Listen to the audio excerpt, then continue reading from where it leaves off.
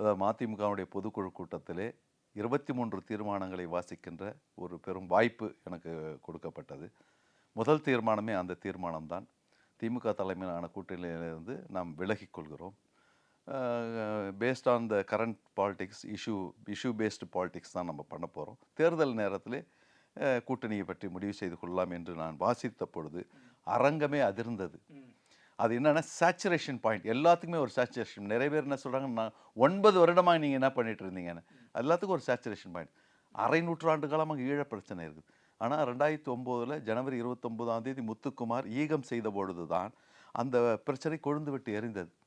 மதுவிலக்கு பிரச்சனை எல்லாரும் தான் போராடி கொண்டு இருக்கிறாங்க.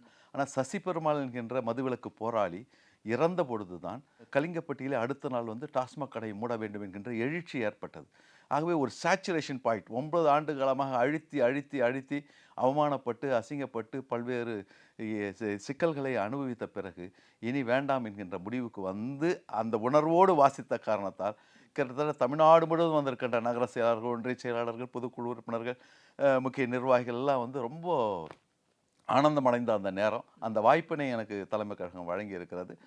மதிமுகவை பொறுத்தவரையில் மென்மே கம் மென்மே கோ, டென்னிசன் சொன்ன மாதிரி தான். I will go on forever, நான் ஓடிக்கொண்டே இருப்பேன் என்று ஓடை சொன்னது போல். நீங்கள் பார்த்தீங்கன்னா இந்த மாதத்துலேயே 5 போராட்டங்கள்.